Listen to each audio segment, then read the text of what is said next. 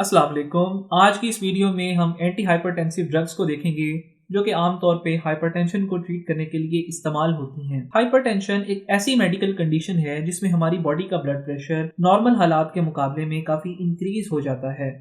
अगर हम नॉर्मल हालात में एक हेल्दी ले पर्सन को देखें तो उसकी बॉडी का सिस्टोलिक ब्लड प्रेशर 120 mmHg और डायस्टोलिक ब्लड प्रेशर 80 mmHg होता है। अगर सिस्टोलिक ब्लड प्रेशर किसी शख्स में मुसलसल 140 mmHg से ज़्यादा रहे और डायस्टोलिक ब्लड प्रेशर 90 mmHg से ज़्यादा रहे तो हम उसे हाइपरटेंसिव पेशेंट करार देते हैं। ब्लड प्रेशर में फ्लक्चुएशन की बिना पर हाइपरटेंशन को हम दो स्टेजेस में क्लासीफाई कर सकते हैं, जैसे कि ग्रेड 1 हाइपरटेंशन और ग्रेड 2 हाइपरटेंशन।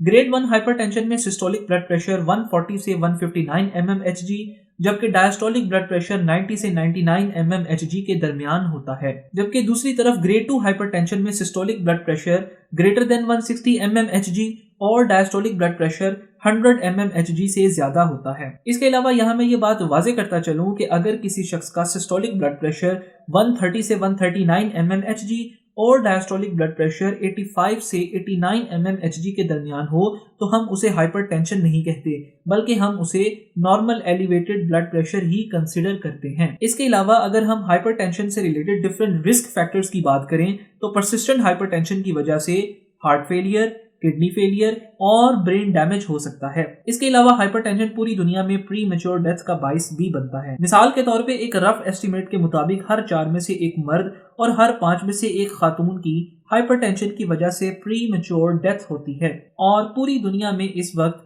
1.13 बिलियन लोग हाइपरटेंशन का शिकार हैं। अब हम बात करते हैं इटियोलॉजी ऑफ हाइपरटेंशन की कि हाइपरटेंशन क्यों होता है। हाइपरटेंशन हमेशा आपको उसी वक्त होगा जब आप पहले से दिल या फिर गुर्दों की बीमारी में मुब्तला हों। इसके अलावा फैमिली हिस्ट्री ऑफ हाइपरटेंशन भी अगली जनरेशन में हाइपरटेंशन के इंसिडेंस को बढ़ा सकती है। इसके अलावा वो लोग जो कि ओबेसिटी यानी कि मोटापे और डायबिटीज यानी कि ज़ियाबतीस का शिकार होते हैं उनको आमतौर पे हाइपरटेंशन ज्यादा होता है। इसके अलावा बहुत सारे एनवायरमेंटल फैक्टर्स जैसे कि हर वक्त स्ट्रेस रहना या फिर अपनी खुराक में नमक का ज्यादा इस्तेमाल करना या फिर सिगरेट नोशी करना, ये भी हाइपरटेंशन करवा सकते हैं। अब हम बात करते हैं उन मैकेनिज्म्स की जो कि हमारी बॉडी में आम हालात में ब्लड प्रेशर को रेगुलेट करते हैं। तो सबसे पहला मैकेनिज्म जो कि ब्लड प्रेशर को कंट्रोल करता है, इसमें baroreceptor and sympathetic nervous system, जबकि दूसरा रेनिन एंजियोटेंसिन एल्डोस्टेरोन सिस्टम है। सबसे पहले हम baroreceptors and sympathetic nervous system को देखते हैं।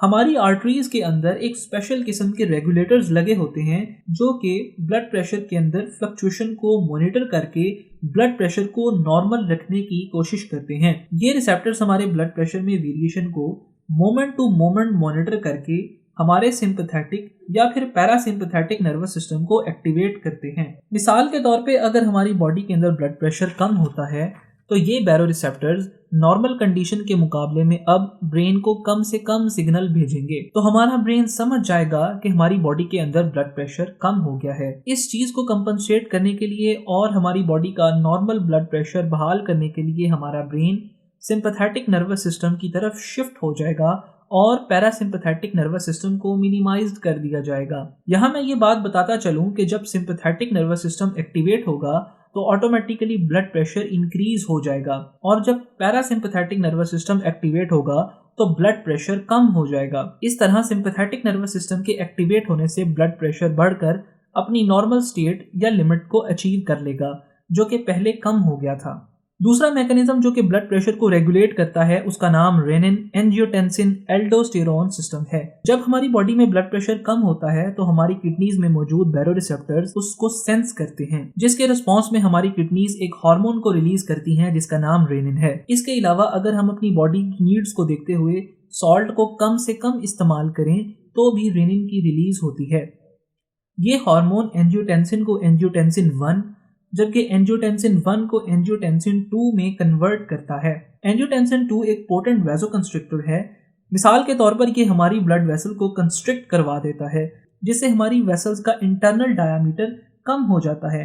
अब जब ब्लड प्रेशर इन वेसल्स में से पास होगा तो इनको पास होने में ज्यादा फोर्स का सामना करना पड़ेगा, जिसकी वजह से हमारी किडनीज में ग्लोमेरुलर फिल्ट्रेशन इंक्रीज हो जाएगा और हमारा ब्लड प्रेशर भी इंक्रीज हो जाएगा।